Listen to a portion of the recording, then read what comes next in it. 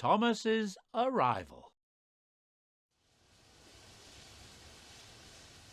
It was a warm summer's evening on the West Somerset Railway, and Thomas the Tank Engine was waiting at Dunster Station. He and Sir Topham Hatt had been invited to visit the railway and were on their way to Minehead for a big welcome. "I can't wait to get to Minehead Station and meet everyone," said Thomas excitedly. "You said you had a friend that worked on this railway, didn't you, sir?" "Yes, Thomas, I have," replied Sir Topham Hatt. "Mr. Peters and I have been friends for a long time, and I'm sure you'll get to meet him once we reach Minehead. And I know he's very keen to finally meet you, especially after I told him how useful you are." "Thank you, sir," puffed Thomas proudly. "Although I do hope my branch line back on Sodor will be all right without me. I'm sure my passengers will miss their regular train rides." "I'm sure your passengers will be fine, Thomas. There's no need to worry about your branch line," chuckled Sir Topham Hatt. "I've arranged for Percy and Toby to look after it while you're away. Bertie said he'll lend a hand too." Thomas smiled, thinking about his friends back home. "Right then," he continued, "let's get going. We don't want to keep everyone waiting." And with that, Sir Topham Hatt walked down the platform and climbed aboard Annie. "Yes, sir," peeped Thomas. "Minehead, here we come."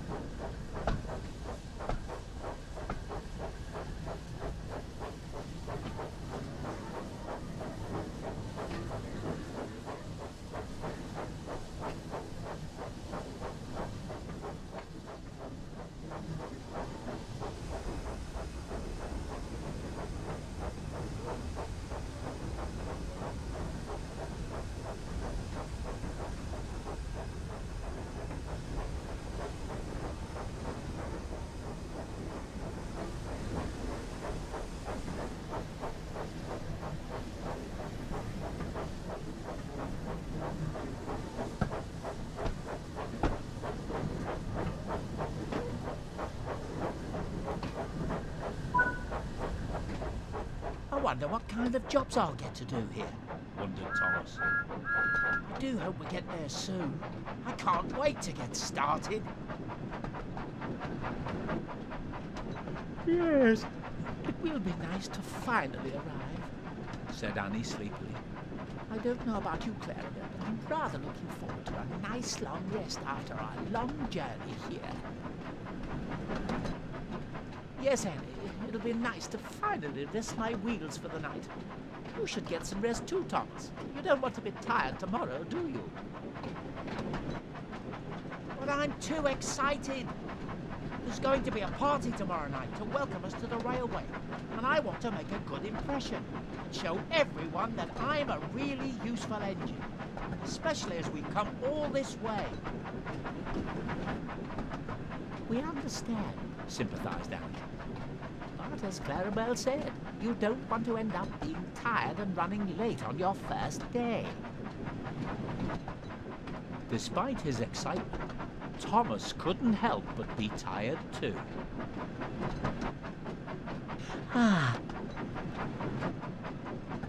"It sounds like we're not the only ones who need to rest their wheels," laughed Clarabel. "Well, I suppose I am a little tired," he said wearily. "And a good night's rest would be nice before we start work in the morning." The three friends continued their journey towards Minehead, and it wasn't long before they were nearing the station.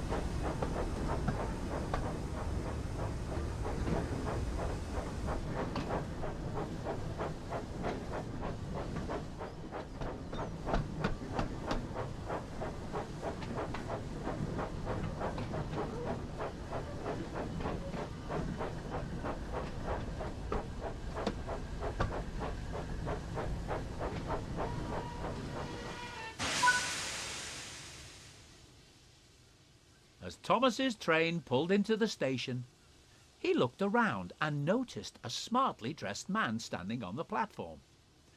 He wondered if this was Sir Topham Hatt's friend, when the man stepped forward and introduced himself. "Hello, and welcome to the West Somerset Railway. You must be Thomas, the famous tank engine I've heard all about. It's great to finally meet you. My name is Mr. Peters, and I must say it's a pleasure to have you here." "Thank you, sir," puffed Thomas. "I'm excited that we have been given the chance to come and visit your railway, and I can't wait to get started." "That's what I like to hear," said Mr. Peters. "Sir Topham tells me you're a very hard-working engine, so I'm looking forward to working with you and making sure that you and all our visitors have a great time at the party tomorrow night." Just then, Sir Topham Hatt walked up. He greeted his friend warmly and started telling him all about Thomas.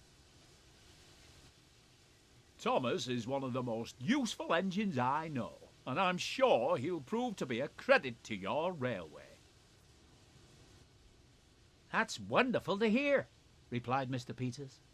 "I'm sure that Thomas and I will get on splendidly." Mr. Peters smiled and turned to the crowd of passengers. "Ladies and gentlemen, I would like you all to give a warm welcome to our visitors from the island of Sodor, Sir Topham Hatt, Thomas, and his loyal coaches Annie and Clarabelle." Everyone clapped and cheered, and Thomas looked on, feeling very proud.